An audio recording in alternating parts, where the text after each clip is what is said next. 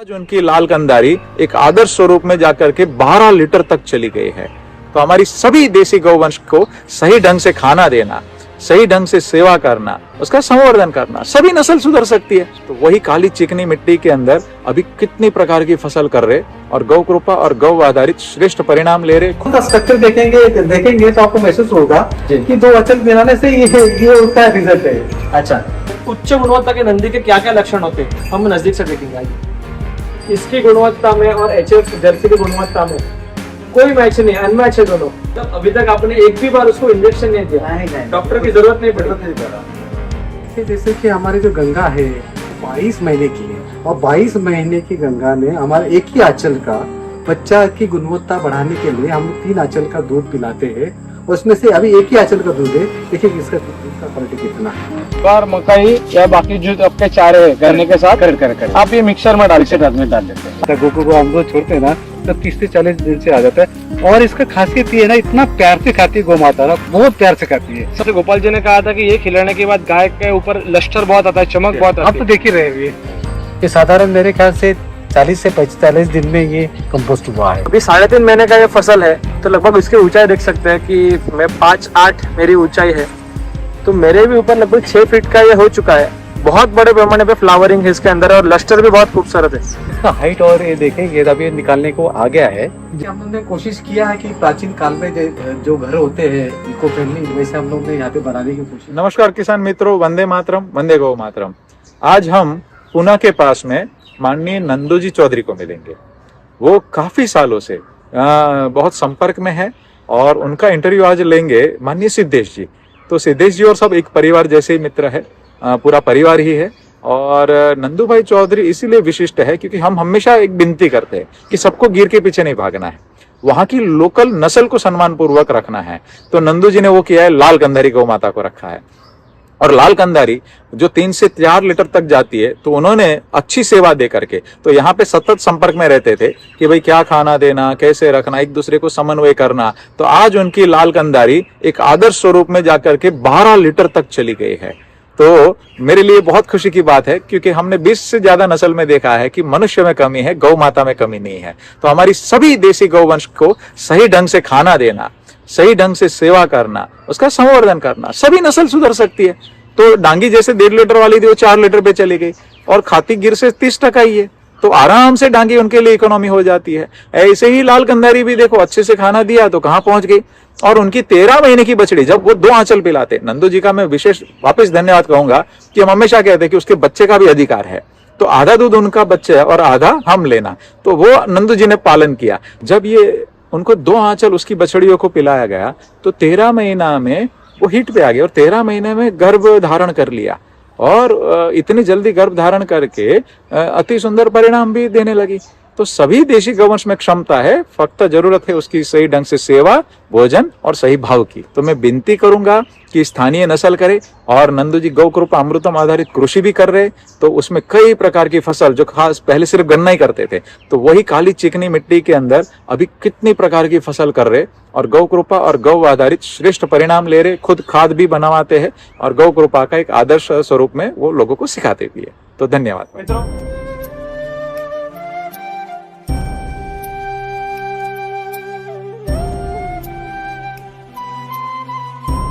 मित्रों, वंदे मातरम, वंदे गौ मातरम।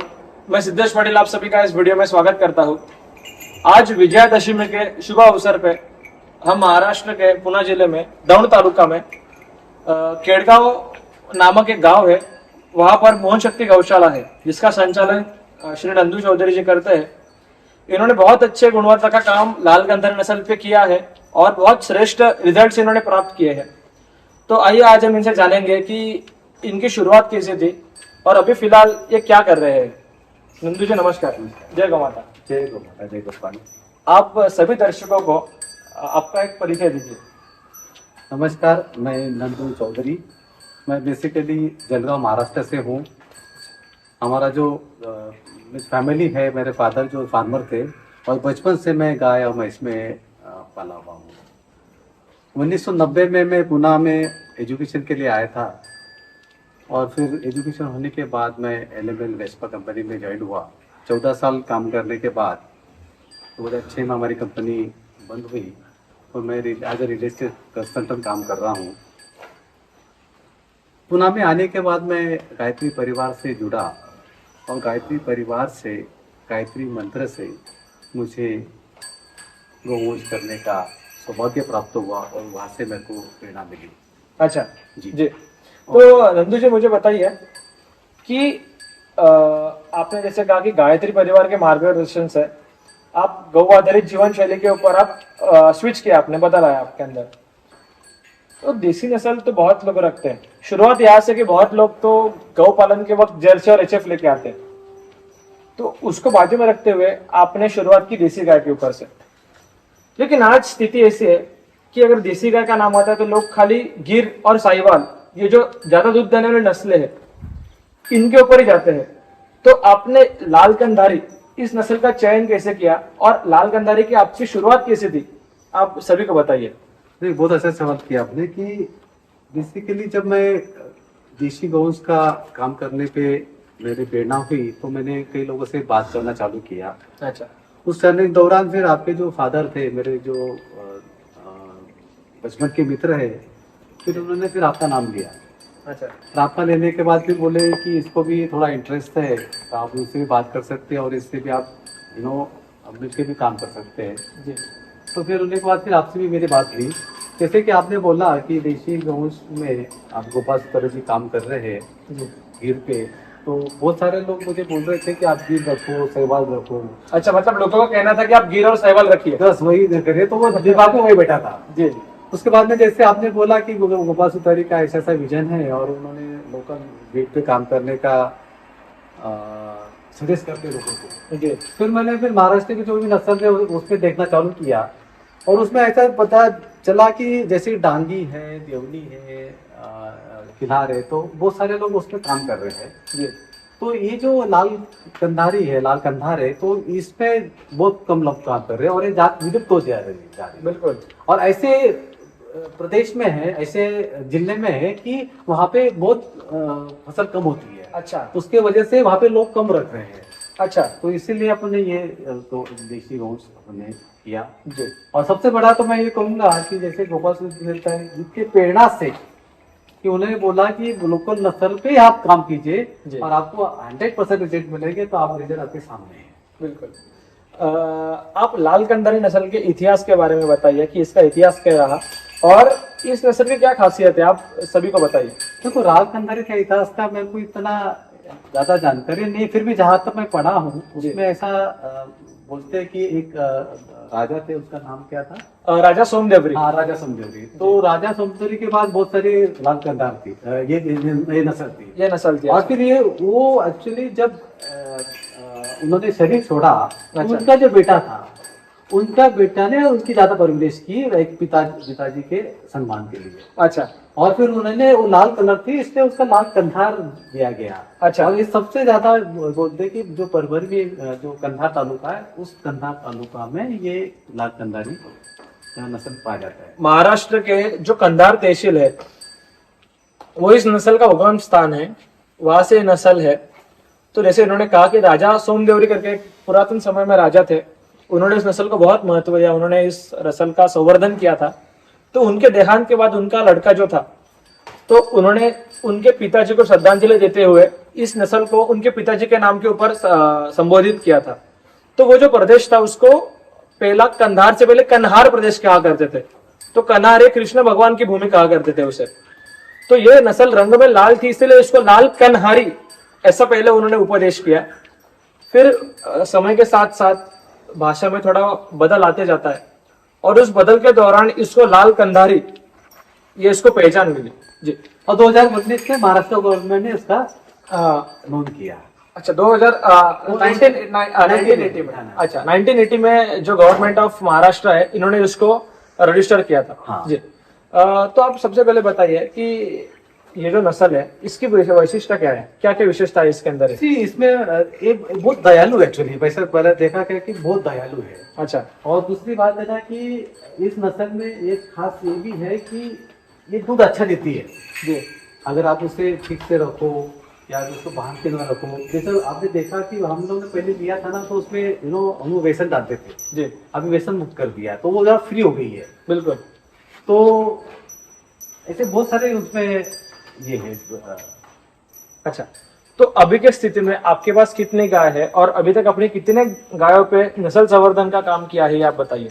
देखो 2019 में मैंने 23 गाय से शुरुआत की थी। 23 गाय से। 23 गाय से। अच्छा, तो उसमें अपना ध्येय यही है कि घर घर में हर, देखो गौशाला जो है आपातकालीन है, बिल्कुल, गौशाला आपातकालीन। आपातकालीन है। हाँ, और हर फार्मर के द्वार पे ये गाय, उसका स्थान तो वो फार्मर ही है, किसान के घर पे ही सबसे उत्तम स्थान है गौ माता का। बिल्कुल तो घर घर में गाय होना चाहिए, अपना उद्देश्य है। बिल्कुल। और यहाँ पे जैसे भी मैं काम कर रहा हूँ, तो यहाँ पे ज्यादा से ज्यादा लोग है ना कि जर्सी रखते हैं, जर्सी रखते हैं इस प्रदेश में। इस प्रदेश में। अच्छा, और जैसे अपने किया चालू, जैसे लोगों को थोड़ा बहुत बताता हूँ, तो अभी लोगों का मौत तो मालूम गिर रहा है।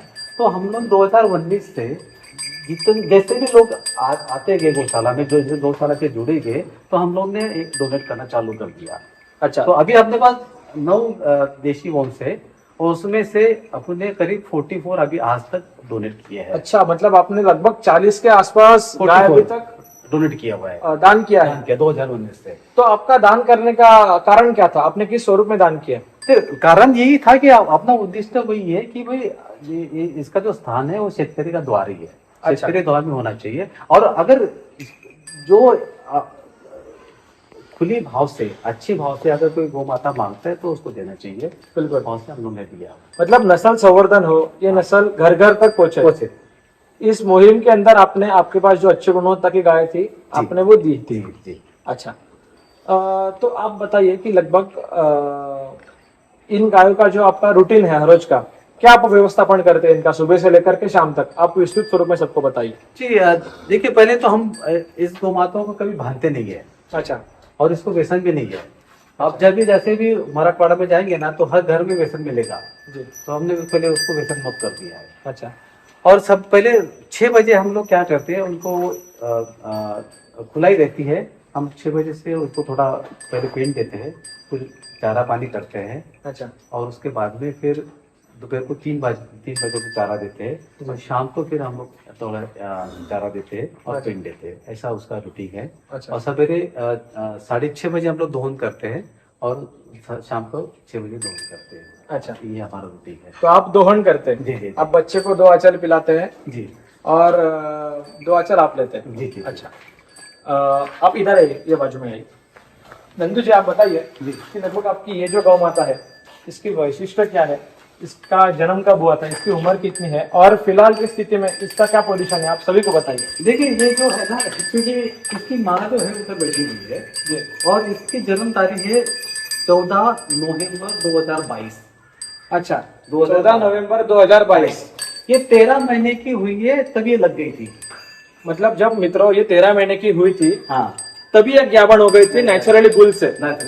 अच्छा, और ये अभी इसको 24 महीना भी नहीं हुआ है, 24 महीने को अभी 2 महीना बाकी हो रहा। मतलब लगभग 2 साल का होने के लिए और 2 महीना छुट्टी ये गौ माता है। हाँ। और इसका बयान हो चुका है। जी जी।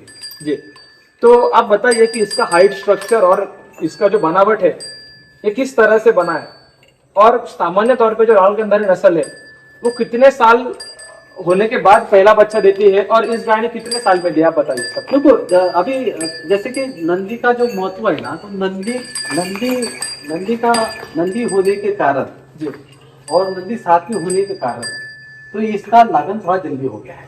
जल्दी हो रहा है तो सही समय पे। सही समय पे हुआ है। जी जी जी।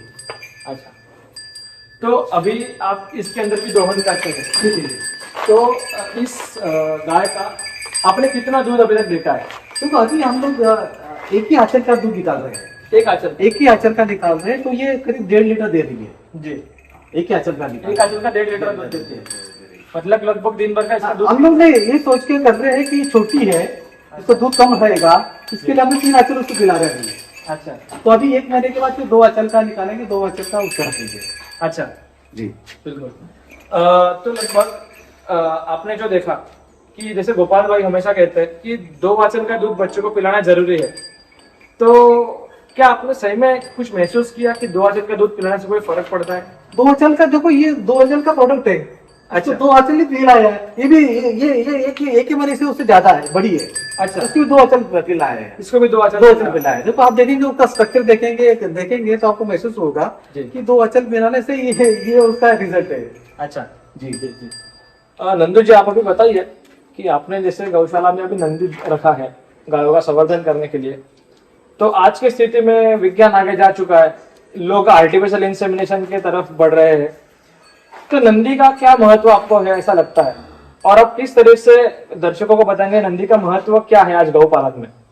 देखिए, अभी दुनिया आगे जा रही है, ये बात सही है, लेकिन जो आर्टिफिशियल चल रहा है वो बहुत मुझे पसंद नहीं है। अच्छा। भगवान की जो रचना है, भगवान ने जो रचना की है, उस रचना से अगर हम जाते हैं तो वो सही रहेगा। अच्छा। मैं उसको आर्टिफिशियल में बहुत उसके खिलाफ हूँ।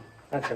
और नंदी का ये महत्व है कि नंदी को तो ब्रह्मा का स्थान दिया हुआ है बिल्कुल, शास्त्रों में। और दूसरा कि जैसे कि ब्रह्मा ने उत्पत्ति की थी, वैसे ये अपना देशी का उत्पत्ति कर रहा है। जैसे 2019 से देखेंगे तो अपन ने करीब 20 से 22 इससे अपन ने बच्चे लिए लिए हुए हैं। अच्छा मित्रों, जैसे हम शास्त्र देखेंगे तो शास्त्र में जो भी बीज है उसको ब्रह्म का स्थान दिया है। तो जैसे खेत में अगर हम अच्छा दर्जे का कोई बीज बोएंगे तो बहुत अच्छी फसल आती है, उसी तरह से अगर गौशाला में बहुत अच्छे गुणवत्ता का नंदी हो तो भले ही हमारी गाय अच्छी हो या ना हो गुणवत्ता में, फिर भी नंदी की एक अच्छे नंदी के कारण आने वाली जो पीढ़ी है बहुत अच्छे गुणवत्ता की पैदा होती है। तो यहाँ पर नंदू जी ने लगभग ये नंदी रखा है। इन नंदी महाराज जी का नाम शंभू है। और सबसे पहले हम लोग ने नंदी पहले खरीदा। अच्छा, नंदी, अगर गौशाला में नंदी नहीं तो गौशाला अधूरी है, मेरा कहना है। बिल्कुल बिल्कुल जी जी। जैसे शास्त्र में अगर हम देखते कि 100 योगी ब्राह्मणों को खाना खिलाने के बाद जो पुण्य मिलता है वो एक गाय को चारा खिलाने से मिलता है, वैसे ही शास्त्र और एक बखान करता है कि एक नंदी को अगर हम भरपेट खा के सेवा करेंगे तो 100 गायों को खिलाने जितना पुण्य एक नंदी से प्राप्त होता है। इसका मतलब शास्त्र ने भी सबसे ज्यादा महत्व किसी चीज का दिया है तो नंदी का दिया है। तो अभी हम देखेंगे कि उच्च गुणवत्ता के नंदी के क्या क्या लक्षण होते हैं, हम नजदीक से देखेंगे। आइए, सबसे पहले नंदी का जो कुकुंद है, तो ये कुकुंद जिसको कुंद कहते हैं, महाराष्ट्र में इसको हम लोग जो वशिंड बोलते हैं, खांदा बोलते हैं इसे, तो महाराष्ट्र में शंकर जी का शिवलिंग का स्वरूप इसे माना गया है। तो ये बिल्कुल पहले पैर के सिधाई में ऊपर चाहिए। दूसरी बात, इस नंदी की जो पूंछ होती है तो ये पूंछ ऊपर एकदम मोटी और नीचे आती आती उंगली जितनी पतली होनी चाहिए, ये इस नंदी में है। तीसरी बात कि जो दुधारू गुणवत्ता के नंदी होते हैं उनका पिछला भाग बहुत बड़ा होता है और अगला भाग उसके तुलना में छोटा होता है। तो इस नंदी में अगर हम देखेंगे तो ये भाग बहुत बड़ा है, तो जितना बड़ा ये भाग उतना ही बड़ा उसके आने वाले बछड़ों का भी भाग बड़ा होता है। और अगर इसका ये भाग बड़ा होगा तो दूध की जो ग्रंथियां होती है वो गायों के अंदर बहुत अच्छी विकसित होती है। तीसरी बात, अगर आप देखेंगे तो इस नंदी की चमड़ी जो है बहुत पतली है, बिल्कुल ये हाथ में आ रही है। अच्छे गुणवत्ता के नंदी की यही लक्षण है कि इसकी चमड़ी बहुत पतली है, इसके ऊपर एक लस्टर है, पूरा चमक है। तो ये चमक खाली तंदुरुस्त गौवंश के ऊपर ही होता है। और तीसरी बात कि इसकी जो झालर है वो मुंह से लेकर के नीचे तक एक समान है। अगर हम गिर और साहिवाल में देखें, जिन नस्लों का शरीर की रचना बहुत लूज होती है, बहुत ढीली होती है, उनके अंदर आपको गलकंबल बहुत झूलता हुआ दिखता है। और जैसे अगर आप इस पर देखेंगे तो इसका गलकंबल पक्का है। तो जो भी कृषि काम में सबसे अच्छी गुणवत्ता की नस्ल है तो जमीन बहुत अच्छे से जोत सकती है, जैसे नागौरी नस्ल है, खिलार नस्ल, हरियाणवी नस्ल है, उन नस्लों में आपको ये देखने मिलता है। नंदू जी, अभी आप बताइए कि जैसे आप पहला पुणे सिटी में रहते थे, शहर में थे आप, तो वहां से आपके पूरे परिवार का यहाँ आने तक क्या सफर रहा, क्या बताइए? देखो, सफर रहा बोले तो वैसे देखा गया तो जैसे कि हम लोग पुणे जो मेन सिटी है उसका अंदर सबसे बड़ा जो एरिया है मगरपट्टा सिटी है। पुणे के अंदर मगरपट्टा सिटी है, ये आपका स्थान था? अच्छा। तो अभी वहाँ पे हम लोग 2004 से रहते थे। अच्छा। और 2022 में फिर हम लोग यहाँ पे आए हैं। अच्छा। और आप देखिए कि हम लोग ने पूरा इको फ्रेंडली घर बनाया है। इसके अंदर हम लोग ने सीमेंट यूज नहीं किया है।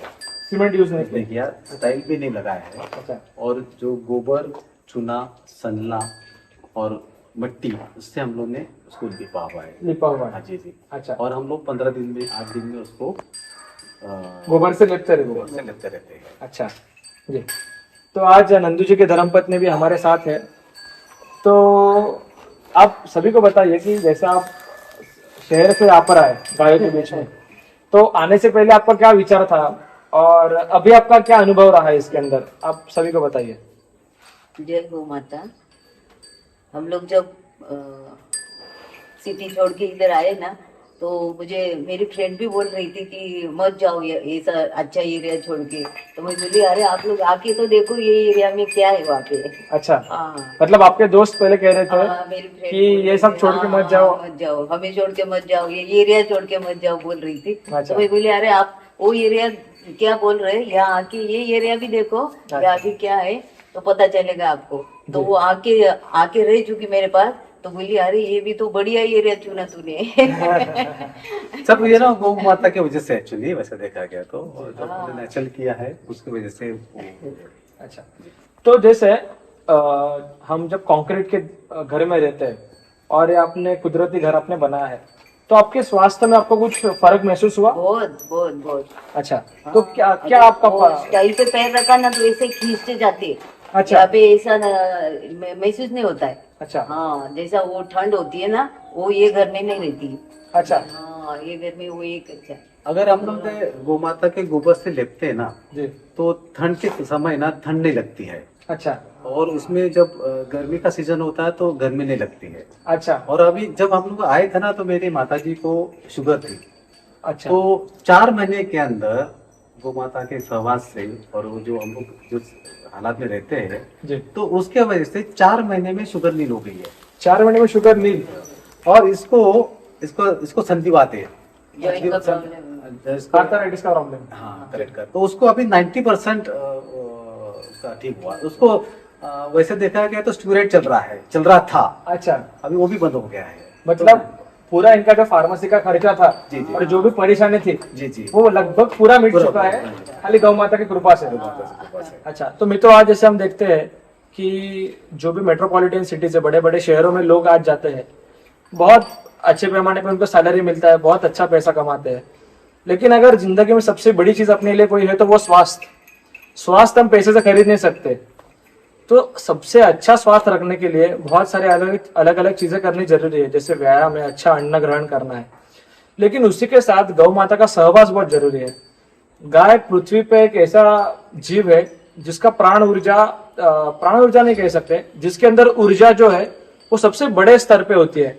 तो जब हम गाय के सहवास में रहते हैं तो कुदरत का अंदर एक नियम है कि जैसे हम इंग्लिश में कहते हैं कि energy flows from the higher potential to lower potential, ऊपरी स्तर से निचले स्तर पे ऊर्जा का प्रस्थान होता है। तो गाय की ये जो बहुत बड़े पैमाने पे आने वाली ऊर्जा है, ये हम मनुष्यों के अंदर जाती है और इसके ऊर्जा के कारण हमारा शरीर जो है ये खुद को फिर से रिवाइव करके पूरा ठीक कर लेता है।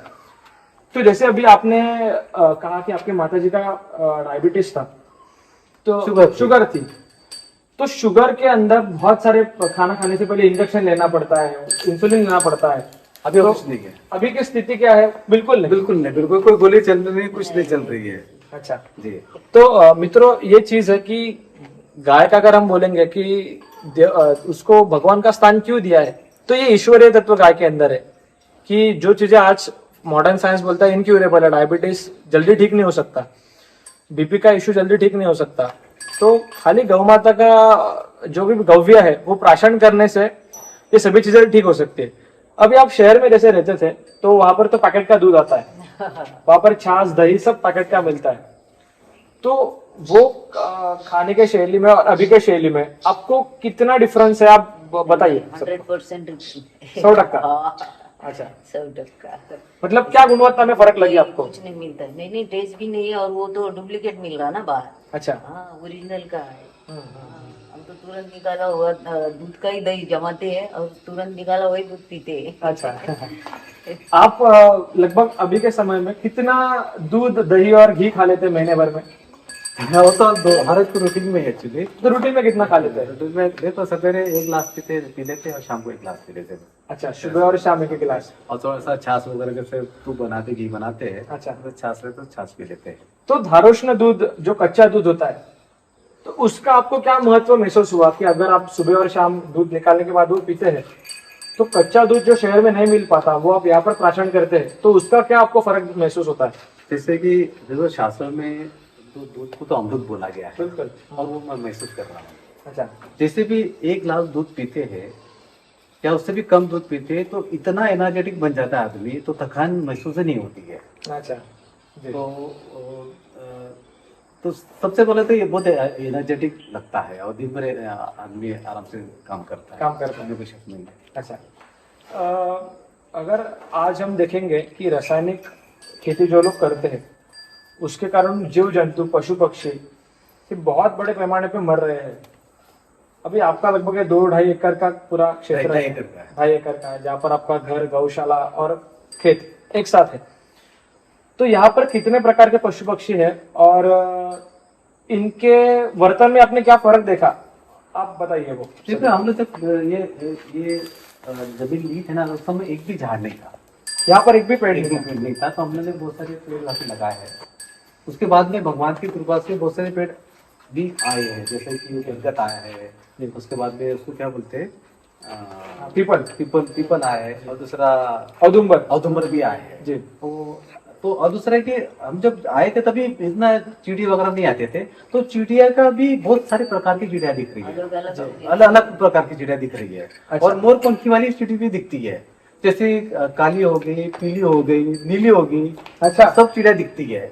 और हमारे पैरोट भी दिखते हैं। अच्छा, आपको पैरोट भी मतलब मोर अपना मिट्टू भी दिखता है? मिट्टू भी दिखता है। अच्छा, और अभी जो मधुमाछी का जो है ना, वो मधुमक्खी का 3 मधुमक्खी का ये छत है। अच्छा, तो जैसे अगर हम केमिकल का रेसिड्यूस कम प्रमाण में निसर्ग में, कुदरत में छोड़े, तो पशु पक्षी भी बहुत अच्छे ढंग से यहाँ पर रहते हैं। मधुमक्खियां जो सबसे अहम भूमिका परागीकरण का जो है, पॉलिनेशन का, वो निभाती है। तो ये जो पशु पक्षी, ये कीट नाश का काम करते हैं, जो भी बिना काम के कीट है वो खा लेते हैं। तो जैसे सुबह शाम का वक्त होता है, उनका आवाज आता है, तो हम शहर में तो वो महसूस नहीं कर पाते, लेकिन अगर आप इतने अच्छे प्रमाण पे आपने पेड़ लगाए हैं, इन पेड़ों के ऊपर वो रहते हैं, तो सुबह शाम आपको उनका आवाज आता होगा। तो क्या इसकी तुलना कोई पैसे में कर सकता है? नहीं कर सकते। और उसका जो चू करती है, जो साउंड आता है ना, वो जैसे म्यूजिक है, वो एक सुकून मिलता है उससे, सुकून मिलता है। जी बिल्कुल, कुदरती म्यूजिक है जो कोई पिंजरे में रखे हुए पक्षियों से नहीं निकालता। हम लोग साउंड से उसको महसूस नहीं कर सकते, जो नेचुरल है नेचुरल है। अच्छा, तो अभी हम देख सकते हैं कि यहाँ पर गाय बंधी हुई है, तो आप गाय बांध के रखते हैं या आपका मुक्त संचार है?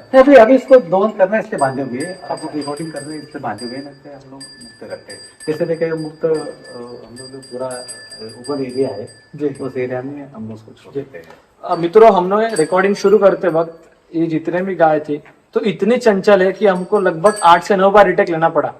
तो इसके कारण अभी हमने यहाँ पर बांध के रखा है कि एक बार रिकॉर्डिंग हो जाए तो फिर से हम इनको मुक्त छोड़ दें। तो इतनी फुर्ती इन नस्लों में है, लगभग हिरन की जैसे, कि 1 मिनट में यहाँ से वहां से यहाँ। इस गौ माता ने अभी एक बच्चे को जन्म दिया है, लगभग 14 दिन का बच्चा है। इन्होंने अभी मुझे बताया कि 4-5 दिनों पहले लगभग 6 फुट की ऊंची दीवार थी, तो बच्चे ने एक छलांग में वो पार कर ली। तो इतनी फुर्ती जब इन गायों के अंदर होती है, तो वही उनका दूध, और गौवे के अंदर वही ऊर्जा, प्राण जो उनके अंदर ऊर्जा होती है गायों के अंदर, वो उनके गौवे से हमको मिलती है। और अगर वो दूध हम प्राशन करेंगे तो हमारे अंदर भी वही चेतना शक्ति आती है। जी, आपका बहुत धन्यवाद कि आपने आपका समय दिया। अभी हम चलेंगे कि नंदू जी के आजू बाजू में इन्होंने बहुत सारे प्रकार के सब्जियां लगाई है, तो आइए हम देखते हैं कि किस प्रकार से उनको परिणाम आए हैं। इसकी माँ से भी थोड़ा मिलाना चाहता हूँ मैं। अच्छा, इसकी जो माँ है, अभी इसका करीब 5वां वंश है। अच्छा, अभी 4था वंश है। इसका नाम सीता मैया है। अच्छा, और सीता मैया की ये लड़की है राधा, और राधा से पहले फिर वो गंगा थी। अच्छा, आप देखेंगे ना तो ये गौश में ये भी खासियत है कि कभी ये बीमार नहीं करती है। ये कभी बीमार नहीं करता? कभी नहीं, शंभो भी आज तक बीमार नहीं किया। हम लोग एक इंजेक्शन नहीं दिया गया अभी तक उसको, अच्छा, और ना इसको दिया है ना किसी को दिया। मतलब अभी तक आपने एक भी बार उसको इंजेक्शन नहीं दिया? नहीं नहीं, डॉक्टर की जरूरत नहीं पड़ी? जरूरत नहीं पड़ा। मित्रों, ये अपने आप में एक चमत्कार है कि किसी भी वेटरनरी की जरूरत ना पड़ते हुए जिस आदमी का आधा जीवन शहर में गया वो विदाउट एनी मेडिकल एक्सपेंस ये गौवंश को रख पा रहा है, ये अपने आप में एक बड़ी बात है। क्योंकि आज अगर हम देखेंगे थोड़ा भी अगर तापमान में कम ज्यादा बढ़ोतरी होती है तो जर्सी गाय को बहुत बड़े पैमाने पे ग्लूकोज देना पड़ता है, उसको सलाइंस के स्वरूप में बहुत खर्चा है। अगर हम बोलते कि वो बाल्टी भर दूध देती है, प्रॉफिटेबल है, तो उसके तुलना में उसका खर्चा भी देखना चाहिए। आज अगर हम देखेंगे तो इस नस्ल का नंदू जी आप बताइए क्या खर्चा रहा? कुछ नहीं देखा गया तो कुछ खर्चा नहीं। कुछ भी नहीं। एक दिन भर में ये नस्ल कितना खा लेती है चारा? वैसे देखा गया ना तो करीब 20 से 30 किलो खाती है। अच्छा। उससे भी कम, उससे भी कम। 20 से 30 किलो के अंदर ही निभा लेती है पूरा। पर उसमें भी और रहता है, मतलब लगभग 15 किलो के आसपास ही खाती है। 15 से 20 किलो पकड़ के चलिए, मोटा मोटा अच्छा, खाती है। हाँ हाँ हाँ। तो मित्रों 15 से 20 किलो चारा दिन भर में खा लेती है। वहां पर आप अगर एचएफ का देखेंगे तो 45 से 50 किलो कहीं नहीं गया, कम से कम 45 किलो तो वो खा ही लेती है दिन भर का, और उतना खा के अगर 15 लीटर दूध दे रही है। और ये अगर चलिए आप मान के चलिए 15 से 20 किलो भी खाती है, तो आज इनका नंदू जी का कहना है कि 2 आंचल से लगभग 3 लीटर दूध आता है, मतलब एक समय का 6 लीटर। तो इनका दिन का 12 लीटर दूध है, और इस 12 लीटर दूध ये जो 20 किलो चारा खा के दे रही है, इसकी गुणवत्ता में और एचएफ जर्सी की गुणवत्ता में कोई मैच नहीं, अनमैच है दोनों, कोई इनके बीच में तुलना ही नहीं हो सकती। नंदू जी, अभी हम एक काम करेंगे कि जो आपके घर के आजू बाजू में आपने सब्जियां लगाई है, जो आप गौ कृपा अमृतम के ऊपर करते हैं, तो वो आप सभी दर्शकों को दिखाइए, और किस तरीके से आपने वो उगाया जी, वो हम पूरा आपका सफर देखेंगे।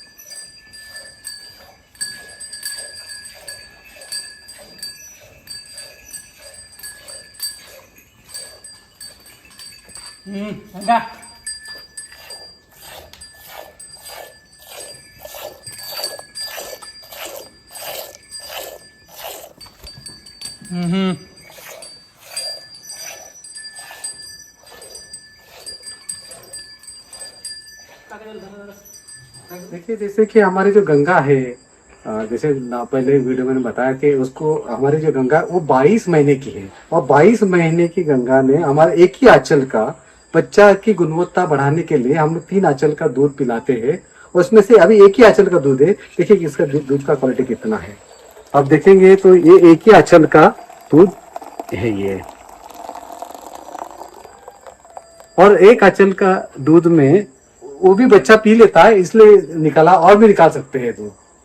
तो आप देख सकते हैं कितना, 1 से 1.5 लीटर का दूध है ये, मेरे ख्याल से लगभग 1.5 लीटर का दूध है ये। किसान मित्रों, अभी हम देख सकते हैं कि बंसीगिर गौशाला से जो निशुल्क नेपियर मिलता है, तो नंदू जी ने भी वो प्राप्त किया था, और उन्होंने वही नेपियर का यहाँ पर प्लांटेशन किया। तो अभी नंदू जी से हम जानेंगे कि कितनी बढ़ोतरी में इसका स्पीड कितना है, गाय कैसा इसको प्रेफर करती है, खाने में नहीं करती, वो हम जानेंगे। देखिए, हम लोग ये वैसे देखा गया तो 25 से 35 दिन के अंदर आ जाता है। अच्छा, 1 महीने के अंदर? 1 महीने के अंदर आ जाता है, और इसके हम लोग कुट्टी के साथ में कुट्टी करके डालते हैं। अच्छा। इसके साथ में थोड़ा गन्ना का डाल दिया, गन्ना डाल दिया, और अगर गन्ना नहीं रहा तो फिर कद्दू जवारी बोलते हैं, उसके साथ में या मक्का के साथ में डाल देते हैं। जवार, मकई या बाकी जो आपके चारे है गन्ने के साथ करेक्ट आप ये मिक्सर में डालते मिक्सर हैं। में डाल देते हैं। अच्छा। और वो प्यार से खाती है। प्यार से खा लेती है। बहुत प्यार से खाती है। तो जो बाकी नेपियर में अगर देखेंगे तो ये जो तना होता है, जी तो तना गाय छोड़ देती है, वो खाती नहीं, पत्ता खाती है। जी। तो इसके अंदर आपका क्या अनुभव रहा? इसमें ये तना भी खाती है। तना भी खा तना लेती भी है। खा लेती है। आप इसके अंदर खाद और स्प्रेइंग के अंदर क्या करते हैं? इसमें स्प्रेइंग तो कुछ करते नहीं है, बस खाद में स्लरी छोड़ते हैं या स्लरी में गोबर अमृत छोड़ते हैं, अच्छा वही उसको दे रहे हैं। जैसे बाकी फसलों में करते हैं जी, जी, वैसे। वैसे तो ही अभी आपने यहाँ पर पिछली कटाई कितने दिनों पहले की थी? ये अभी है मेरे ख्याल से 27 से 28 दिन का ही है करीब। 27 से 28 दिन पहले की थी और उसके बाद अपना ये मिल चुका है। मिल चुका है। आपने शायद यहाँ पर जिंजवा भी लगाया है? जिंजवा लगाया, उस साइड में लगाया। जी, चलिए आइए वो देखेंगे अपन। ये जिंजवा घास जो है हम लोग ने बंसी गिर को सारा से लाए थे। देखो इसका जो कांडी में दिखा था आपको जी, तो इसको ऐसा ये करके लगाया था, ऐसा ऐसा करके लगाया था। अच्छा, आपने इसकी आंख लगाई थी? ऐसे आग लगाई थी जी। और ऐसे लगाने के बाद ये वैसे देखा गया तो 30 से 40 दिन में ही ये आ जाता है। गोगो को हम लोग छोड़ते हैं ना तो 30 से 40 दिन से आ जाता है। और इसका खासियत ये है ना, इतना प्यार से खाती है गौ माता ना, बहुत प्यार से खाती है। सबसे पसंदीदा? सबसे पसंदीदा ये है। अच्छा, मेथी घास से भी ज्यादा? मेथी घास से भी ज्यादा अच्छा। तो इसका पसंदीदा है। जी। तो और मुझे दूसरा पार्ट में भी लगाने का है। अच्छा। और सोच रहे कि थोड़ा बड़ा लगा देते हैं इसको। किसान मित्रों, नंदू जी के यहाँ से बहुत सारे किसान नेपियर और जिंजवा इनकी गठाने मुफ्त लेके जाते हैं। नंदू जी भी निःशुल्क देते हैं। तो और गौकृपामृतम भी निःशुल्क देते हैं। तो कोई भी किसान को जो कि पुणे के नजदीक है, उनको अगर इसके गठाने चाहिए होंगे तो बिल्कुल संपर्क कर सकते हैं। नंदू जी का हम नंबर आपको प्रोवाइड करेंगे। तो यहाँ से निःशुल्क जिंजवा और नेपियर इनके आपको गठाने मिलेंगे। जी जी। और नंदू जी, दूसरी बात कि ये खाने के बाद दूध के अंदर गाढ़ापन और घी का प्रमाण कुछ बढ़ा है? हाँ, इसमें एक्चुअली देखा क्या ना तो घी का और जो दूध का क्वालिटी है ना वो बहुत अच्छा आता है, उसमें कोई शक नहीं है। अच्छा, जी, ये खिलाने के बाद? खिलाने के बाद। तो किसान मित्रों, जैसे बहुत सारे हाइब्रिड वैरायटी के घास है, बिल्कुल उनका भी स्वीकार करना चाहिए। जो अच्छा है वो स्वीकारना ही चाहिए, लेकिन उसी के साथ जो हमारा पुराना था, जो अच्छे गुणवत्ता का था, उसे कभी भूलना नहीं। तो ये हमारी जो धरोहर है, जो देसी नस्ल है, इनका कहीं ना कहीं अस्तित्व रहना बहुत जरूरी है। और अगर हम इसको अपने जीवन शैली में फिर से लेके आएंगे तो फिर से हम जो हमारा प्राचीन परंपरा थी, जो कि गुणवत्ता थी, हमारी जो सेहत बहुत अच्छा रहता था, वो हम फिर से वापस मिला पाएंगे। नंदू जी, अभी हम यहाँ पर खड़े हैं। यहाँ पर हम मोरिंगा, सहजन जिसे कहते हैं अपन, महाराष्ट्र में शेवा कहते हैं, तो आपने ये भी लगाया है यहाँ पे। तो ये किस कारण लगाया आपने? देखिए, जैसे गोपाल जी बताते थे कि बांध का जो उपयोग होना चाहिए, अच्छा। चारे के लिए हो या अपने खाने के लिए हो, तो उसका हम लोग पूरे उपयोग कर रहे हैं। आप अच्छा। देखेंगे तो पूरा लाइन में इधर सर्जन लगाया हुआ है। उस अच्छा। बांध पे भी लगाया हुआ, उस आड़ा जो बांध है ना जी। और इस बांध में भी लगाया हुआ है। अच्छा। तो पूरा ये मोरिंगा, उसके बाद में हदका लगाया हुआ है, हदका भी है, ये सब लगाया हुआ। और ये कुट्टी के साथ में हम लोग डालते हैं, बहुत प्यार से खाती है। तो आप ये मिक्सर में देते हैं? मिक्सर में देते हैं। अच्छा। तो जैसे गोपाल जी ने कहा था कि ये खिलाने के बाद गाय के ऊपर लश्टर बहुत आता है, चमक बहुत आप आती तो है, देख ही रहे हैं। तो अभी आपने वो महसूस किया उसके अंदर? जी महसूस किया, देख ही रहे ना आपने। अच्छा। अब देखो, गंगा को 24 महीने में बच्चा दे रही है और कितनी बड़ी देख रही है। बिल्कुल। इससे बड़ी क्या बात क्या हो सकती है। बिल्कुल बिल्कुल। और ये जो फलिया है, इसका आप घर में प्रयोग करते हैं? जिसमें घर में करा पड़ता है। तो ये वैरायटी आपने कौन सी कही? ये ओडिसी ओडिसी 3। ओडिसी 3। अच्छा। ओडिसी 3। तो किसान मित्रों, देख सकते हैं अपन कि इसका तना जो है लगभग 1 साल का पौधा है। तना इसका इतना बड़ा है और ऊपर देखेंगे तो बढ़ते बढ़ते बहुत ऊंचा है। इसको अभी तो फ्लावरिंग आ रही है, फलियां भी पकड़ी है और इसके पत्ते भी बहुत अच्छे लश्टर के साथ है। तो जैसे एक बैलेंस डाइट होना जरूरी है, हम पूरा अच्छा आहार खाते हैं, वैसे गायों के लिए भी अगर आप एक ही प्रकार का चारा खिलाएंगे तो उनके अंदर बहुत सारी समस्या आ सकती है। तो उनको भी अलग अलग प्रकार के अगर हम चारा खिलाएंगे तो उनका पाचन बहुत अच्छा होगा, उनके गोबर की क्वालिटी भी बहुत अच्छी आएगी और दूध की भी गुणवत्ता बनी रहेगी। तो अलग अलग पाकों को एक साथ मिला के उनके आहार में इंक्लूड करना बहुत जरूरी है। मित्रों, ये ऑस्ट्रेलियन रेड निपर है। इसके अंदर फूड प्रोटीन और लोह का प्रमाण ज्यादा होने के कारण ये लाल होता है और गौ माता उसको अच्छी तरह से खाती है। इसके लिए हम लोग ने ये थोड़ा लगाया हुआ है। किसान मित्रों, अभी हम नंदू जी के मेथी घास के प्लॉट पे है, जिसको हम हेज लूसन कहते हैं इंग्लिश में। तो नंदू जी बताइए इसके बारे में। देखो, ये मेथी घास जो है ना कि ये 3 साल चलता है और ये गौ माता बहुत अच्छी तरह से खाती है। अच्छा। इसके लिए उसको लगाया हुआ है, बहुत प्यार से खाती है। अच्छा। तो इसका एक जो कांडी जो है ना जी। वो छोड़ती नहीं है, सब खा जाती है। अच्छा। जी जी।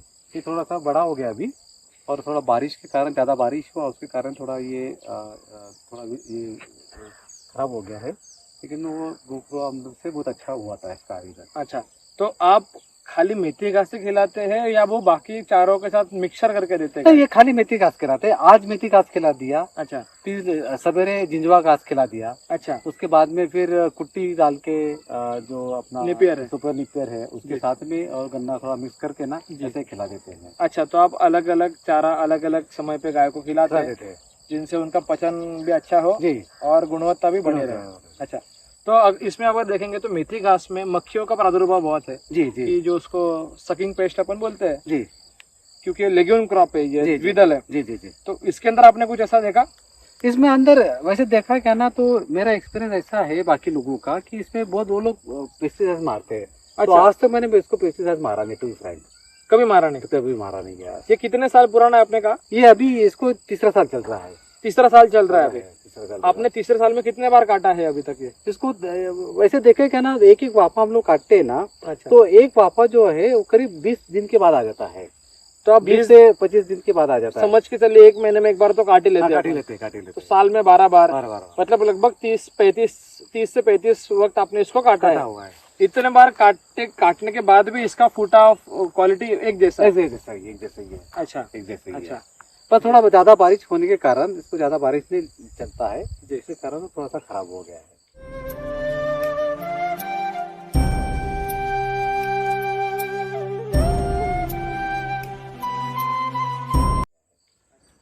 नमस्कार।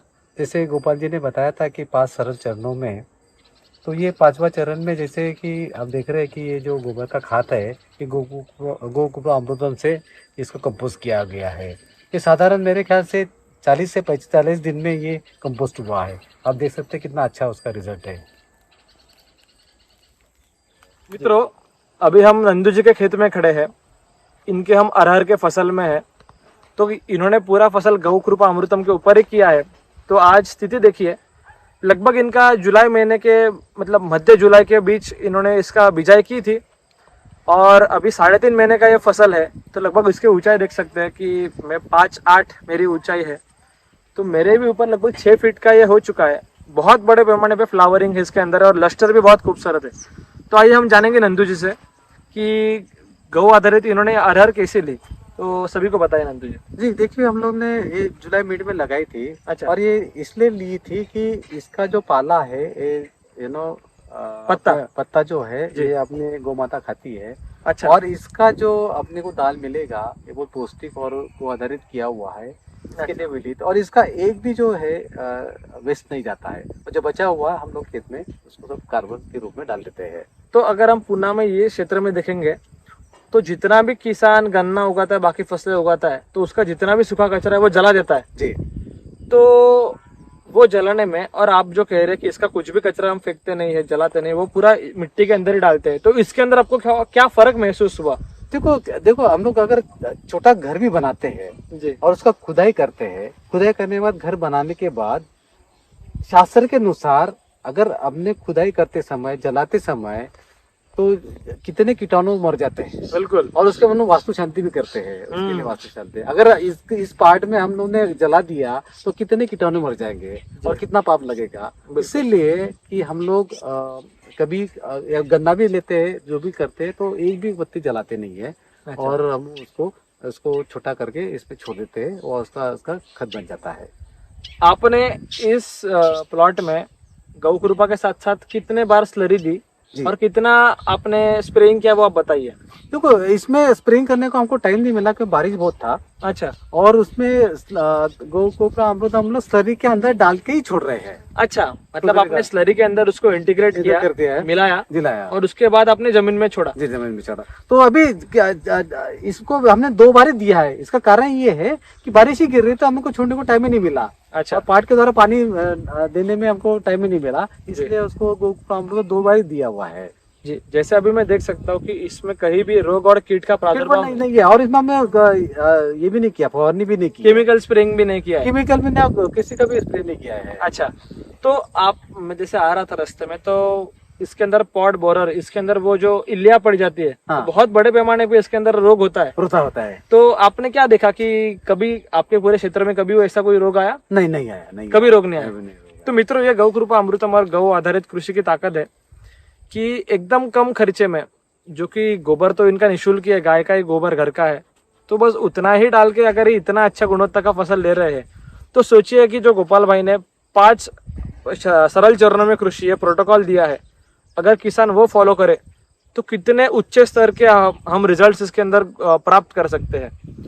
तो अभी हम चलेंगे इनका जो गन्ने का प्लॉट है उस पे और देखेंगे गन्ने का गौ कृपा अमृतम के ऊपर क्या परिणाम रहा, कि कैसे उसके ऊपर बढ़ा, वो हम देखेंगे। आइए मित्रों, अभी हम नंदू जी के गन्ने के खेत में खड़े हैं, जहाँ पर उन्होंने देसी गाय के गोबर की स्लरी और गौ कृपा अमृतम नीचे छोड़ के गन्ने के अंदर क्या रिजल्ट प्राप्त किए हैं, आइए वो हम देखेंगे। नंदू जी, आप विस्तार करिए इसका। देखो, ये जो गन्ना है हम लोगों ने पिछले बारिश में लगाया था, और लगाने का कारण यही था कि जो हम लोग ने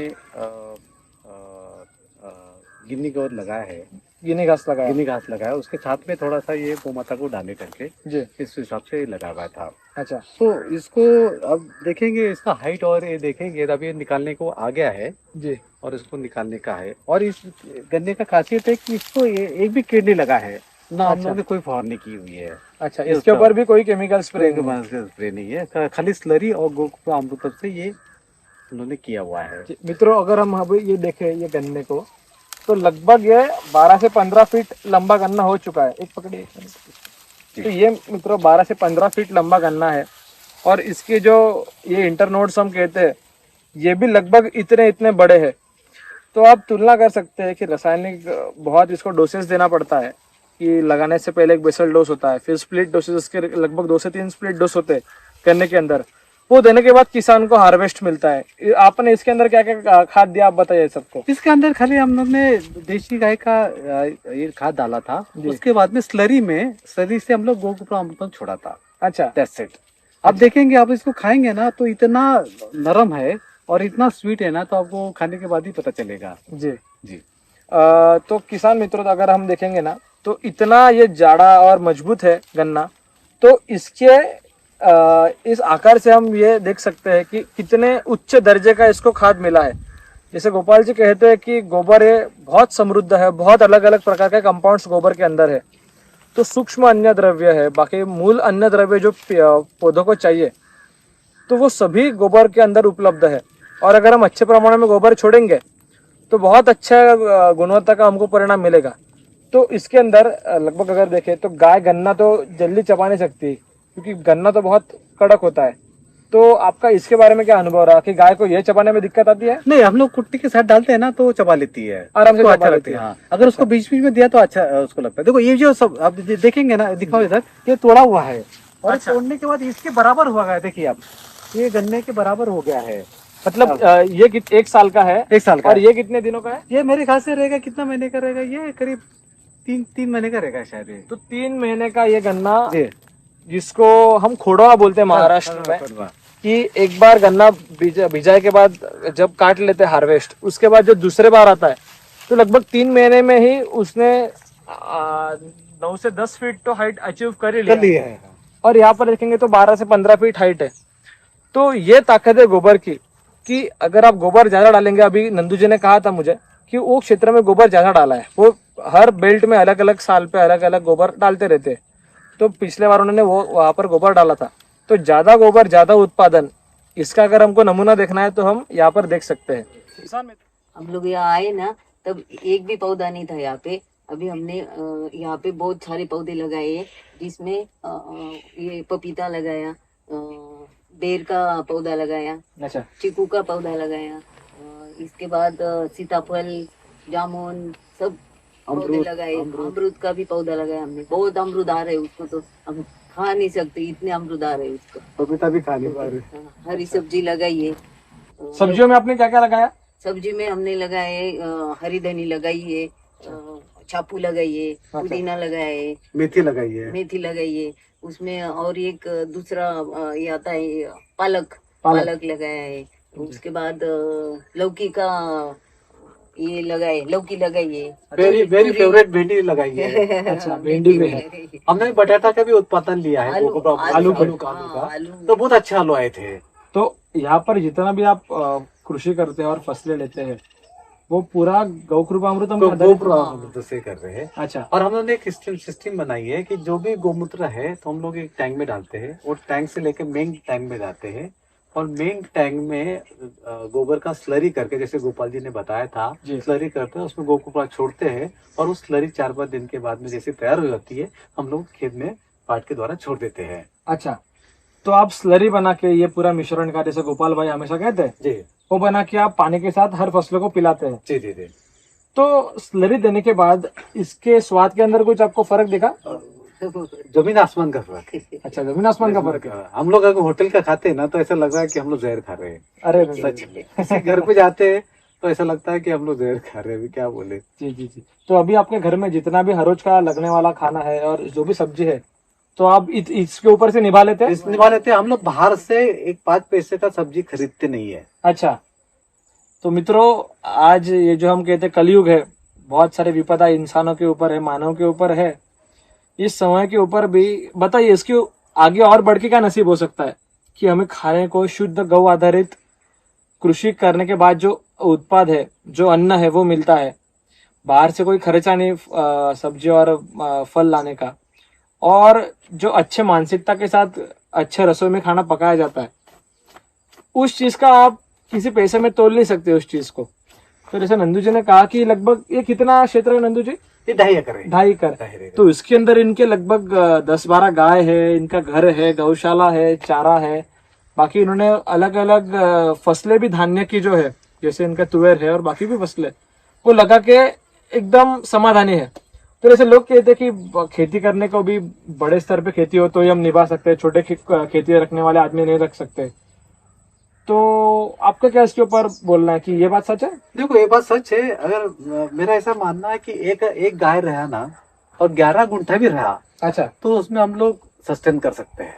एक गाय और 11 गुंठा जमीन हम लोग सस्टेन कर सकते हैं। अच्छा, कि भगवान ने इतना दिया हुआ है कि उसको अपन यूटिलाइज नहीं कर रहे हैं। गौ माता का इतना महत्व है, हम उसको ठीक से समझ नहीं पा रहे हैं। जी।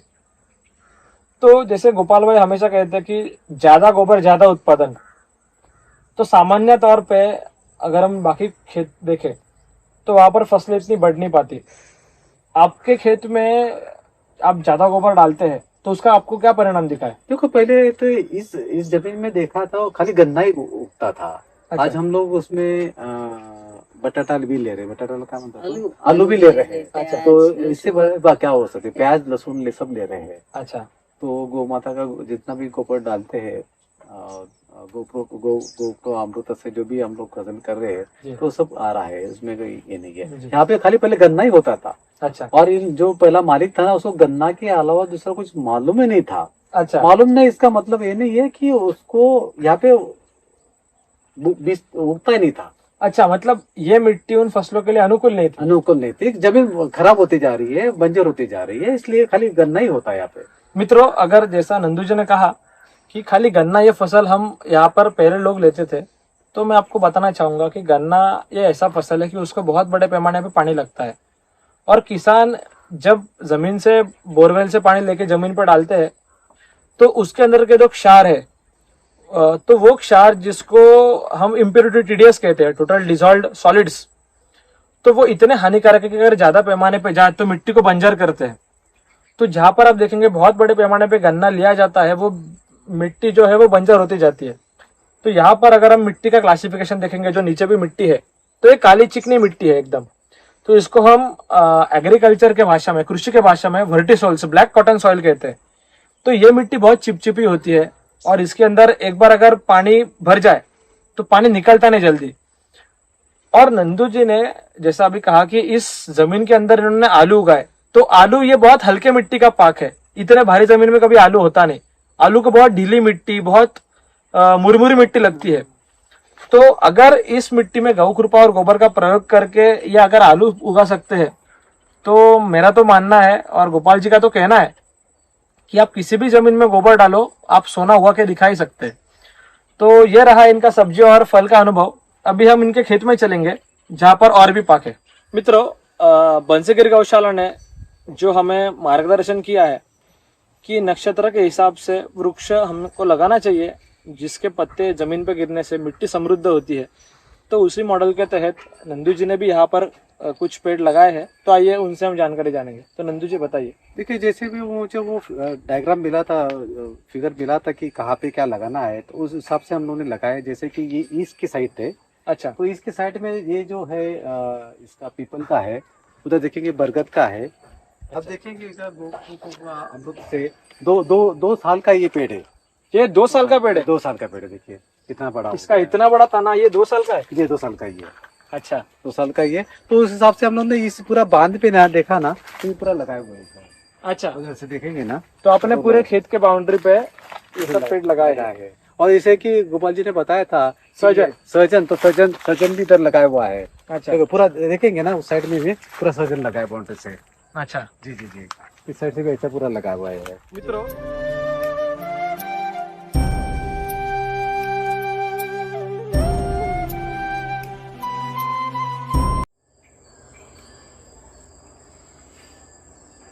जैसे कि हम लोग ने कोशिश किया है कि प्राचीन काल में जो घर होते हैं इको फ्रेंडली, वैसे हम लोग ने यहाँ पे बनाने की कोशिश की है। अब देखेंगे ये दीवार है, ये दीवार के अंदर कोई भी सीमेंट यूज नहीं किया है। और ये जो प्लास्टर है पूरा वैदिक प्लास्टर है। इसके अंदर है मिट्टी है, गोबर है, चूना है और संगला, उसका ये प्लास्टर किया हुआ है। और यहाँ पे देखेंगे, यहाँ पे कोई स्टाइल लगाई हुई नहीं है, कोई स्टाइल नहीं। हम लोग 15 दिन में 8 दिन में इसको गोबर से लेपते हैं। और हर रोज सवेरे शाम में हम लोग अग्निहोत्री करते हैं। अग्निहोत्री का सबको फायदा मालूम है, हम लोग यहाँ पे रेगुलर करते रहते हैं। अब आइए अंदर भी आइए, आपको दिखाता हूँ कि ये जो इको फ्रेंडली घर करने से जो स्वास्थ्य कैसे रहता है वो आप लोग महसूस किया। जैसे भी आप देखेंगे ना कि गर्मी में यहाँ हमारे घर में गर्म नहीं होता है और सर्दी में हमको ठंड नहीं लगती है। तो यहाँ इसलिए यहाँ पे कोई स्टाइल नहीं आपको दिखाई देगा, कोई स्टाइल नहीं है। और खाली बाथरूम में स्टाइल लगा हुआ है। ये भी जो प्लास्टर है ये भी वैसे इको फ्रेंडली प्लास्टर है। और ये जो कलर है ये इको फ्रेंडली कलर है। ये गाय से, गोमूत्र से, गोबर से बनाया गया हुआ कलर है। इसमें कोई केमिकल नहीं है, ना कुछ है, कोई इसमें मिलावट नहीं है। अब देखेंगे तो ये भी हम लोग 8 दिन में 15 दिन में इसको गोबर से लिपते हैं।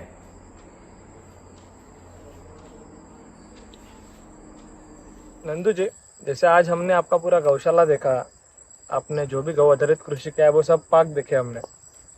तो अंत में आज जो भी दर्शक हमको देख रहे हैं, आप उनको क्या संदेश देना चाहेंगे जो आपने अभी तक इतना अनुभव लिया है देसी गौ पालन में? तो उसका आप सार क्या समझते हैं आज, वो आप दर्शकों को बताइए। देखिए, मैं ये समझता हूँ कि हर फार्मर के घर के सामने एक गौ माता रहनी चाहिए, जिससे कि जितने खेती के अनुसार, अपने कैपेसिटी के अनुसार एक तो भी गाय रहनी चाहिए। तो मैं ये कहूँगा कि जैसे कि हम लोग 4-5 साल में जो देशी नस्ल पे काम किया है और तजुर्बे से हम लोग काफ़ी हद तक अभी सफल हुए हैं, तो मैं ये बोलूँगा कि जो भी लोकल नस्ल है उसके ऊपर आप काम कीजिए। और लोकल जो नस्ल है उसका रिजल्ट आप तो देख रहे हैं कि अच्छा सा दूध दे रही है। और गरीब भगवान ने जो सृष्टि बनाई थी उस हिसाब से, उस खेती के आधार से, उस वातावरण के हिसाब से जो भी गौ माता थी वो उन्होंने किया था। इसलिए अपने लोकल नस्ल पे काम करना चाहिए और लोकल नस्ल पे काम करके गौ आधारित खेती करने का ये करना चाहिए। जैसे कि आप देखेंगे, आप जहाँ भी जाएंगे ना तो आपको नज़र आएगा कि सब पेस्टिसाइड आपको मिल रहा है। तो क्यों ना हम लोग घर पे गौ माता रख के गो को पूरा अमृतम से और गो आधारित खेती करके आप अपना जो खेती में उत्पादन कर सकते हैं। जी बस मित्रों, जैसा नंदू जी ने बहुत अच्छा विषय आज कहा कि स्थानीय नस्ल पे काम करना ज़रूरी है। और बातें कहने को तो बहुत लोग कहते हैं, आज नंदू जी ने तो स्वयं इसके ऊपर काम करके हमें दिखाया है। तो अगर हम इस चीज़ का सार समझे तो देखिए, भगवान ने हर कुदरत में हर जगह पे अलग अलग विभाग में अलग अलग नस्लें बनाई है। हम जिस स्थान में, जिस परिसर में रहते हैं वहाँ की एक स्थानीय नस्ल है। तो उस नस्ल ने खाली हमें ही नहीं, हमें, हमारे पिताजी को, दादा परदादा, ऐसे कई पीढ़ियों को जिसने दूध पिलाया, जिसने हमें पोषित किया, जिन नस्लों के नंदियों ने हमारे जमीन जोते, खेत जोते, बहुत अच्छे गुणवत्ता का फसल हमने उगाया, जब बात आती है कि कोई गौ पालन करे तो हम उनका उपकार कैसा भूल सकते हैं, उनका ऋण कैसे उतार सकते हैं। हम जाके दूसरा गिर और साहिवाल अलग प्रांत का गाय लेके आते हैं और हमारे यहाँ पर रखते हैं, हम कहते हैं गौ सेवा करते हैं, उसको वीआईपी ट्रीटमेंट देते, पंखा लगाते हैं, उसको मैट रखते हैं नीचे, अच्छा खाना देते हैं, और हमारी स्थानीय नस्ल जो है वो रास्ते पे रगड़ते छोड़ देते हैं। तो मित्रों, ये तुलना योग्य नहीं है। अगर हमें तुलना करनी ही है तो हमारे स्थानीय नस्ल को भी घर पे सम्मान पूर्वक लाना चाहिए। सम्मान पूर्वक लाने के बाद उसको भी वही ट्रीटमेंट देना चाहिए जो हमको HF जर्सी भैंसों को देते हैं, और उसके बाद का जो गुणवत्ता है वो हमें देखना चाहिए। और अगर सही भाव में आपके अंदर भाव है कि हम बहुत कृतज्ञ हैं, गाय ने हमको बहुत कुछ दिया और गाय के प्रति हम कुछ करना चाहते, तो बिल्कुल यही एक आपको एक मौका है। आप आपके स्थानीय नस्ल को चुनिए, आप प्रण लीजिए कि आने वाले 5-10 सालों में मेरी ये जो स्थानीय नस्ल है, जैसे आप गोपाल जी हमेशा हर वीडियो में कहते हैं, प्रशांत भूसा जी संगमनेर से, डांगी 1 से 1.5 लीटर दूध दे रही थी, उन्होंने कहा इसका तो इकोनॉमिक्स बैठेगा नहीं। गोपाल जी ने उनको मेथोडोलॉजी बताई, किस तरीके से खाना खिलाना, किस तरीके से रखना। लगभग आज दिन का 12 लीटर दूध देने वाली डांगी उनके घर पे खड़ी है।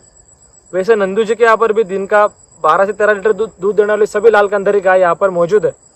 तो उसी तरह से जो भी आपकी स्थानीय नस्ल है, भले कम दूध देती हो, अच्छी गुणवत्ता की गौवंश आप चुनाव करके उसके अंदर अच्छा नस्ल संवर्धन करके अच्छा नंदी ला के अगर आप काम करेंगे तो बहुत गुणवत्ता आप अच्छे उसके अंदर प्राप्त कर सकते हैं। और मुझे आशा है कि अगर हम एक साथ मिलकर काम करें तो बिल्कुल आने वाले 5-10 सालों में हमारी स्थानीय नस्ल फिर से खड़ी रहेंगी।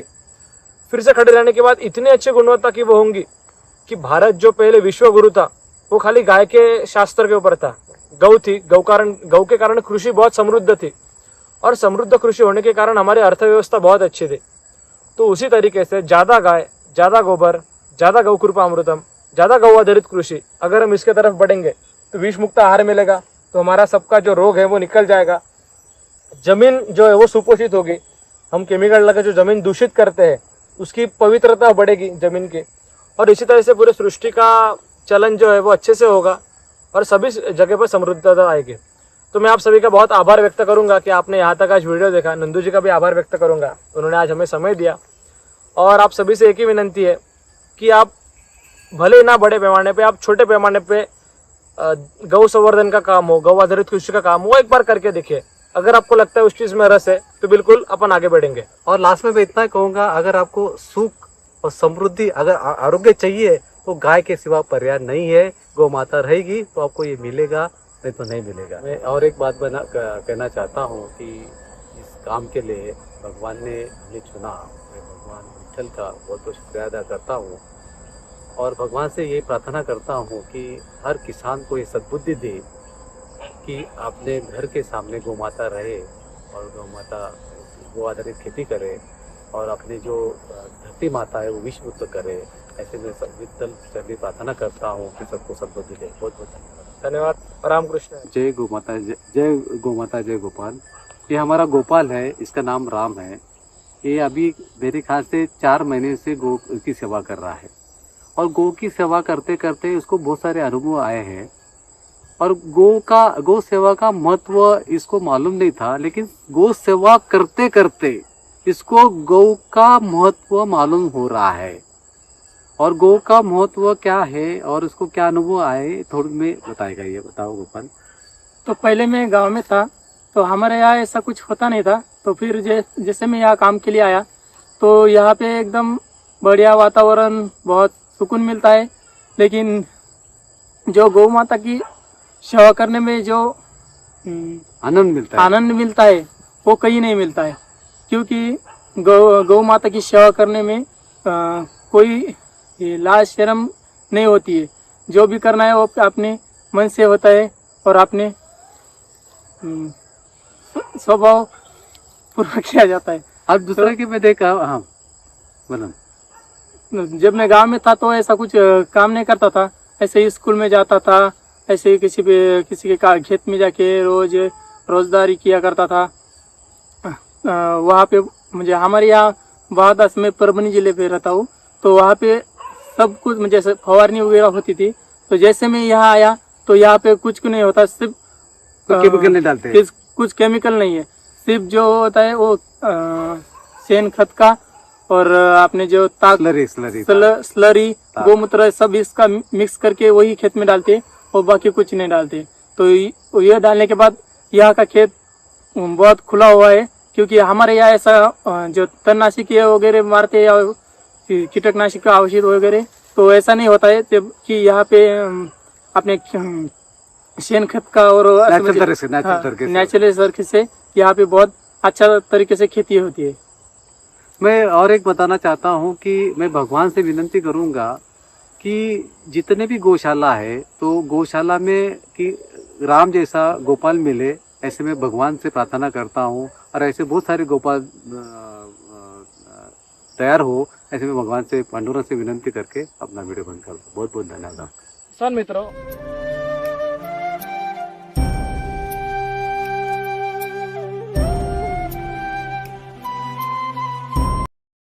जय गोमाता जय गोपाल।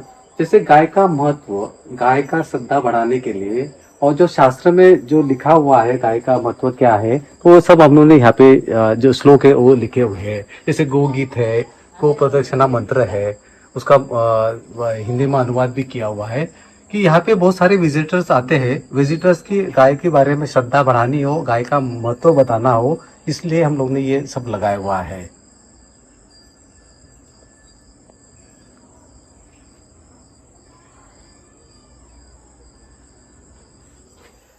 नंदू जी, जैसे अभी आपने तो गाय के बारे में बहुत सारा ज्ञान आपने प्राप्त किया है, आप काम भी कर रहे हैं गाय के अंदर, लेकिन समाज के अंदर गौ का ज्ञान बढ़े, एक क्षेत्र में प्रबोधन हो, जन जन तक ये बात पहुंचे, इसके लिए भी बहुत आप अलग अलग मुहिम आपके पास करते हैं, आपके पास कार्यशाला होती है, तो वो आप किस तरह से करते हैं और क्या उसका स्वरूप होता है? आप कृपया आज विस्तृत में बताइए उस चीज के बारे में। देखिए, हमारे गुरु बोलते हैं कि हम सुधरेंगे तो यूं सुधरेगा जी। उस बेस पे हम काम कर रहे हैं। तो जब हम खुद गौ माता का पालन करेंगे तब लोग पालन करेंगे। बिल्कुल। तो अगर हम गौ माता के बारे में बताना चाहते हैं तो खुद अपने पास होना चाहिए जी। उस स्वरूप में हम लोग दिशा में काम कर रहे हैं।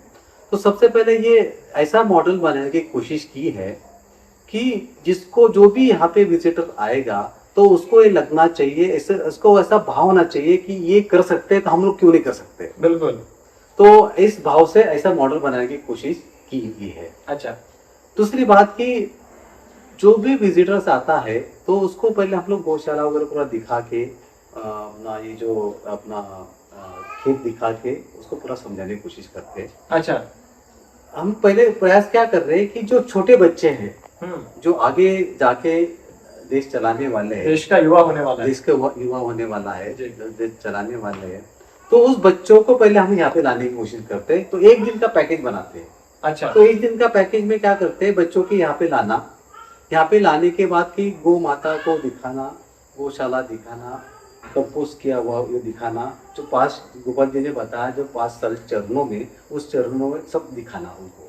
तो दिखाने के बाद कि इस गौ माता का क्या स्थान है, उसका क्या महत्व है। यहाँ पे देसी गाय का पालन ज्यादा होता है, तो देसी गाय और जर्सी गाय में क्या फर्क है उसको बैठा के हम लोग स्क्रीन पे दिखाते हैं। अच्छा। कि दोनों में क्या फर्क है और दो क्या फायदे क्या नुकसान है, और गो आधारित खेती करने से क्या फायदे होते हैं और गो का स्थान कितना महत्व है वो बताने की कोशिश करते हैं। बिल्कुल सही। और एक दूसरा ये कि हम जैसे कि जो मेन फेस्टिवल्स होते हैं, जैसे कि श्री कृष्ण जयंती हो गया, जन्माष्टमी हो गया, तो जन्माष्टमी का हम लोग कीर्तन करते हैं। अच्छा। जो कीर्तनकार होता है, कीर्तनकार को हम लोग बोलते हैं कि भाई ऐसा अभंग चुनो कि जो गो आधारित हो, गो की महिमा बताने वाला अभंग हो, जो संतों ने महिमा गाई है। अच्छा। तो आप अभंग लीजिए।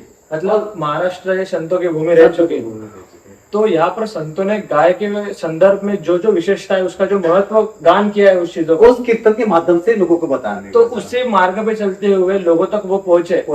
इसलिए आप काम, और उसमें इतना फायदा हो रहा है कि आज मेरे पास करीब 40 लोग ऐसे हैं कि जो गौ माता मांग रहे हैं, बस देने के लिए कुछ नहीं है, वाह, हाँ। इससे बढ़कर तो और क्या? और ऐसे गौ सेवक भी जुड़ रहे हैं, अच्छा। ये करते हैं। तीसरी बात की यहाँ पे जो जैसे कि अपनी बात हो रही थी कि महाराष्ट्र संतों के विभिन्न संतों का जो गुणगान महिमा गाई हुई है, तो वो अभंग के द्वारा गाते हैं। तो जी, जो कीर्तनकार है तो उसको मैं क्या करता हूँ, ये गो अंक देने की कोशिश करता हूँ। अच्छा, तो ये इस गो अंक में अंदर ये एक्चुअली गीता बेस का गो अंक है, इसमें गो की महिमा, गो माता की महिमा बताई हुई है। अच्छा, तो वो कीर्तनकार को ये जिस जिस कीर्तन को मैं सुनने जाता हूँ, उस कीर्तन में जाता हूँ ना, उस कीर्तनकार को मैं ये पहले देने की कोशिश करता हूँ अच्छा, और उसको मैं विनती करता हूँ कि ये गो अंक आप एक्सेप्ट कीजिए और इसके अंदर जो गो माता की महिमा गाई है संतों ने, जो अपने शास्त्रों में लिखी हुई है, वो लोगों तक पहुंचाने की कोशिश कीजिए, बिल्कुल। ताकि फिर घर घर में गो माता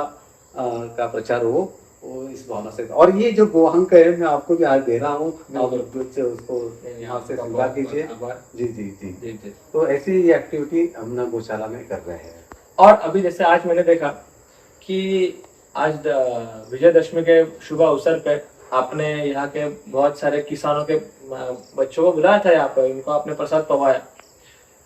तो प्रसाद पवाने के बाद मित्रों, यहाँ पर सभी बच्चों को साथ में लेके नंदू जी ने अपने नंदी के पास उनको लेके गए, अपने गौवंश के पास लेके गए और वहां पर लाल गंधारी नस्ल के क्या क्या अलग तत्व है जो जर्सी गाय से भिन्न है, उसके संदर्भ में बहुत अच्छी जानकारी दी। बहुत बच्चे खुश थे और उनको सबको पूछा कि आप में से कितने लोग आगे चल के गौ सेवा करेंगे, गाय का काम करेंगे। तो सभी बच्चों ने हाथ ऊपर करके बोला कि हम सभी मिलके करेंगे ये काम। तो युवाओं में गौ सेवा का जो भाव है वो जागरूक करना बहुत जरूरी है। और नंदू जी, मैं आपका आभार व्यक्त करूंगा। और मैं थोड़ा सा ये भी बताना चाहता था कि जैसे कि आपने पूछा हम क्या करते हैं, तो जो भी YouTube से या जिसको भी पता चलता है कि यहाँ पे लाल कंधारी का ये होता है, जी, तो लोग फोन करते हैं। अच्छा। तो फोन करने के बाद उसको यहाँ पे बुलाता हूँ, उसका उत्साह बढ़ाता हूँ। तो ऐसे अपने 10 से 12 गौशाला सेट की हुई है। अच्छा, मतलब हाँ। आपके माध्यम से अभी तक 10 से 12 गौशालाएं खड़ी रह चुकी है। खड़ी रह चुकी है। अच्छा, तो लगभग ये 10 से 12 गौशालाओं में आज की तारीख में कितने लाल कंधारी गाय होंगी? इसमें अभी 2 गौशाला ऐसे, इसमें लाल कंधारी है, प्योर लाल कंधारी है। अच्छा। एक गौशाला ऐसे, उसमें 30 से 40 गौ माता है और इसमें 10 गौ माता, उसमें जो 10 में से 6 गौ माता आपने भेजी हुई है उसको, यहाँ से भेजी हुई है। अच्छा, तो ये भी अपना काम करते हैं। मित्रों, कन्यादान से भी बढ़ के अगर किसी का दान कहा गया है तो वो गौदान कहा है। और शास्त्र में तो अलग अलग वर्णन है कि गाय किसको देना चाहिए, कब देना चाहिए, लेकिन जरूरतमंद आदमी को अगर हम गाय देंगे तो उसका तो कोई तुल्य ही नहीं है। और अगर हम अच्छी चीज, अपने पास जो अच्छा चीज है वो अगर हम बांटेंगे और अभी लोगों के पास अगर अच्छा गुणवत्ता का चीज जाएगा तो अच्छी चीज बढ़ेगी और गुणवत्ता बढ़ेगी और उत्पाद बढ़ेगा। तो नंदू जी, आपका बहुत आभार। आपने जो समाज के अंदर एक क्रांति लाने की कोशिश की है, जो गोपाल भाई सुतारिया जी के मार्गदर्शन पे आपने काम किया है, तो मैं सभी से विनती करूंगा कि आपको जब भी समय मिलता है, आप पुणे में जब भी आते हैं तो बिल्कुल नंदू जी से एक बार मिलिए आप। इनका हम सब डिटेल्स आपको डिस्क्रिप्शन में देंगे वीडियो के नीचे। आप उनको प्रत्यक्ष मिलके, इनका गौवंश देख के आपको जो भी करना है उसका निर्णय लीजिए, क्योंकि जब तक हम देखते हैं तब तक हमको विश्वास नहीं होता। तो बिल्कुल सभी को विनती है, आप सभी यहाँ पर पधारिए। धन्यवाद।